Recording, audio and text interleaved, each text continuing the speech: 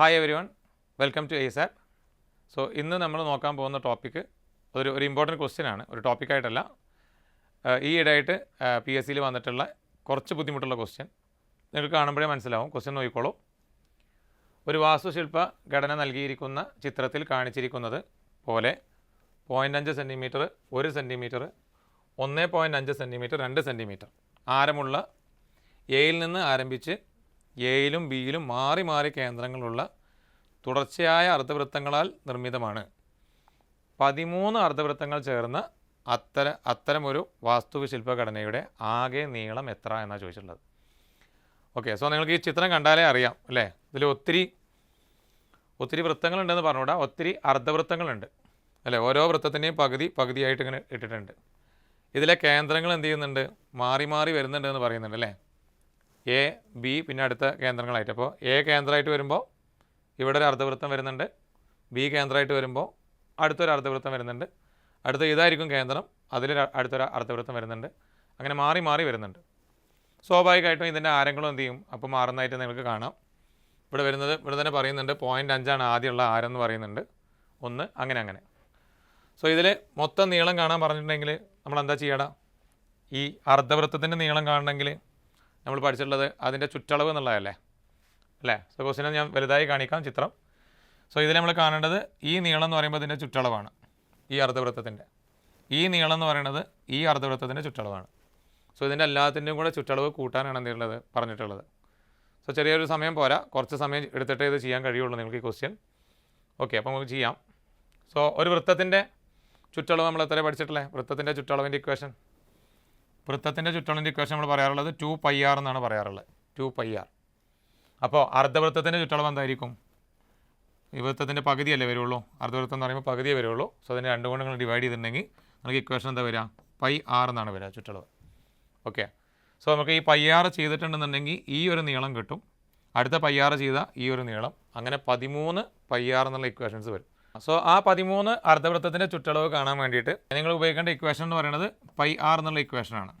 So ആ πr എന്നുള്ള equation നിങ്ങൾ എവിടെയൊക്കെ ഉപയോഗിക്കണം, 13 അർദ്ധവൃത്തങ്ങളിൽ എന്ത് ചെയ്യണം, ഉപയോഗിക്കണം. സോ അത് നമ്മൾ ചെയ്യുമ്പോൾ ഇങ്ങനെ വരും.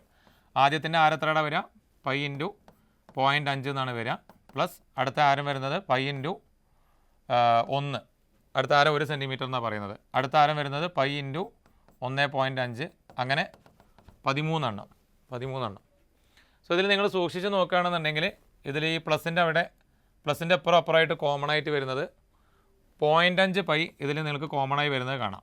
സോ നിങ്ങൾക്ക് മാത്സിൽ കുറച്ചൊക്കെ ഐഡിയ ഉള്ളെങ്കിൽ അറിയാം. ഇതൊന്ന് നിങ്ങൾക്ക് എന്ത് ചെയ്യാം, 0.5 π പുറത്തേക്ക് എടുക്കാം. 0.5 π നിങ്ങൾ ആദ്യം ഈ പ്ലസിൻ്റെ അപ്പുറത്തുനിന്ന് പുറത്തെടുത്താൽ നിങ്ങൾക്ക് അവശേഷിക്കുന്നത് 1. ഇവിടെ 0.5 π നിങ്ങൾ പുറത്തെടുത്തിട്ടുണ്ടെങ്കിൽ നിങ്ങൾക്ക് അവശേഷിക്കുന്നത് 2. കാരണം π പുറത്ത് വരും. 0.5 1-ൽ 2 ഉള്ളത്, ആരാന്ന് പറയണത് 1-ൽ 2 ഉള്ളത്, ശരിയല്ലേ. അപ്പോൾ 1.5 ആര എത്ര ഉണ്ട്, 1.5 π പുറത്ത് വന്ന 1.5 ആര 3 ഉണ്ട്. അങ്ങനെ എത്ര പദങ്ങളുണ്ട് നമ്മൾ പറഞ്ഞു കഴിഞ്ഞു, 13 ഉണ്ട് പറഞ്ഞു കഴിഞ്ഞു. സോ 13 എന്ന് വരും. ഓക്കെ, ഇതിന് നിങ്ങൾ പൈൻ്റെ വാല്യൂ ക്വസ്റ്റ്യനിൽ തന്നെ പറയുന്നുണ്ട്, നിങ്ങളത് 22/7 ഇടാൻ വേണ്ടി നിർദ്ദേശിക്കുന്നുണ്ട്. സോ നിങ്ങൾ എന്ത് ചെയ്തോ, പൈൻ്റെ വാല്യൂ 22/7 കൊടുത്തോ. സോ 0.5 × 22/7 എന്ന് എഴുതിയിട്ട് 1 മുതൽ 13 വരെയുള്ള സംഖ്യകൾ കൂട്ടാൻ നിങ്ങൾക്കറിയാലോ.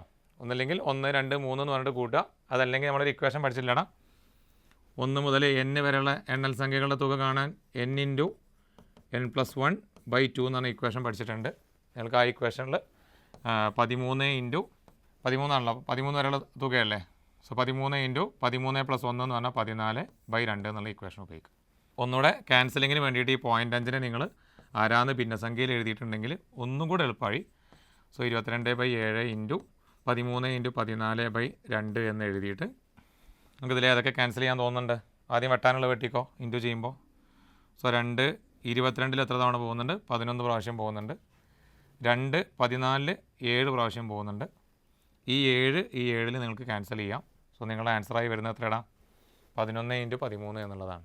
11 × 13 നിങ്ങൾ സമാധാനമായി ചെയ്തിട്ടുണ്ടെങ്കിൽ 13 × 11 ചെയ്താൽ 1 3 3 ഓരോന്നൊന്ന്, 1 3 3 ഓരോന്നൊന്ന്, എല്ലാം കൂടെ കൂട്ടിയിട്ടുണ്ടെങ്കിൽ 3 4 1.